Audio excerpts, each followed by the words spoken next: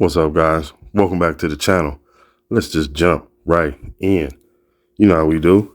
The Denver Broncos versus the Chicago Bears. I mean, let's talk about it. It was a good, I guess it was a nice bounce back win for the Broncos. A terrible loss for the Bears. We're playing the Commanders right now as we start this Week 5 NFL Thursday Night Football. Man, the Bears, who are now 0-4, made some good plays. I mean, they were really playing well. I mean, Justin Fields was just making plays in that game. But even at the end of the game, that last play where the Broncos got the interception to seal the deal, I thought Justin Fields made a good throw. You know, I mean, I know that they're going to look at that and charge it as an interception, but if the tight end recognizes that he's got a little guy, that tight end is 6'6". If I'm not mistaken, he was throwing the 85, right? I could be wrong. But that tight end, their tight ends are pretty, they're big guys. You know what I'm saying?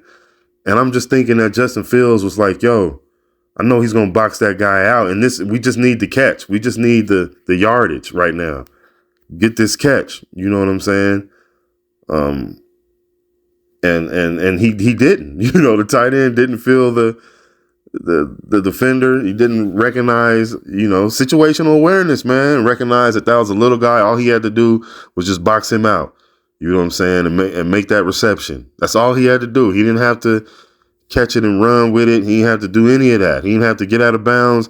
He just had to make that reception, get to the ball. You know what I'm saying? Get in between the defender and the ball, make the catch, and go from there. At least that's how I saw it.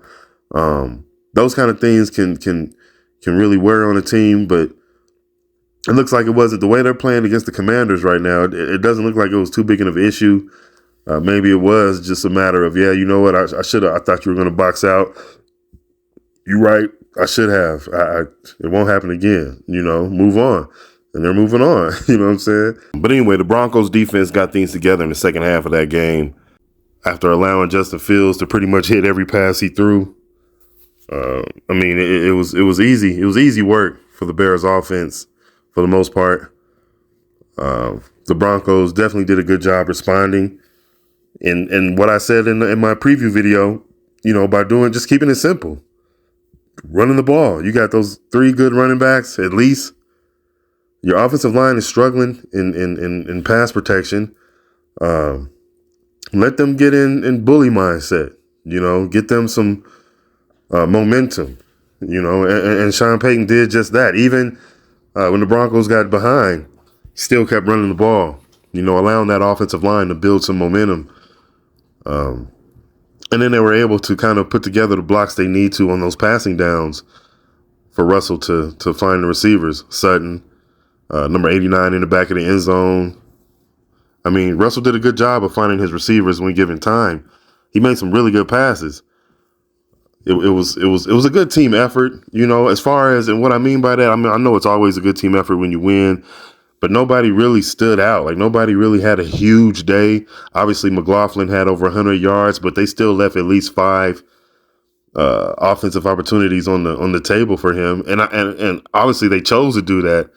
I think they could have chosen to give McLaughlin at least about 5 more plays.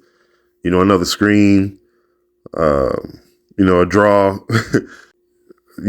two runs. You know what I'm saying? And a passing down. It's just in my opinion, it's just he earned that. He deserved that. He played his way into that. But it was good, just to see that all-around team effort, especially sticking together when you're losing to the Chicago Bears, whose defense is known for not stopping anybody, basically. If I'm not mistaken, they've lost. I don't know if they won a game in 14. They've lost 14 straight games or something like that. That's crazy. But when you're losing to them, a lot can go wrong. Guys can start pointing the finger at each other. A lot can go wrong in that locker room. So you kind of got to look at it from that perspective. Like, they did a good job of keeping the team together, motivated, and going out there running the ball, making the plays necessary, being in position for the turnovers. Jonathan Cooper, fumble recovery for a touchdown, tie the game up, things like that, being in good position because that Broncos defensive line has a tendency to get out of position, as far as setting the edge and keeping their disciplines.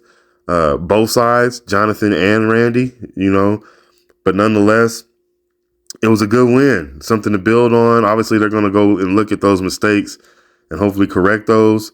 But it's good to build on those things. It's really good to build on a win. And don't forget now, all right, that, people was talking crazy during the game.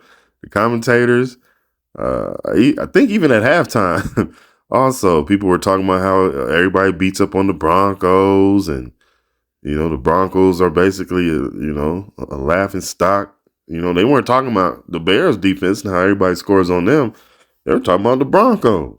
You know what I'm saying? So, yeah, man, it was good for the Broncos to get that, to get that win for them. They needed that. The Broncos really needed that. Hopefully the Bears can get things together, and that young talent can start putting together some wins, man, and that organization can get going in the right direction as well. But yeah, man, comment down below. Let me know what you guys think as we step into this week 5 with that Broncos-Bears game. That was crazy. What you think will happen with the Broncos this week? Let me know in the comment section. So I thank you guys for joining. Thank you for watching. Remember to like, comment, share, and subscribe. And I'll see you guys on the next one. All right. If this world were mine.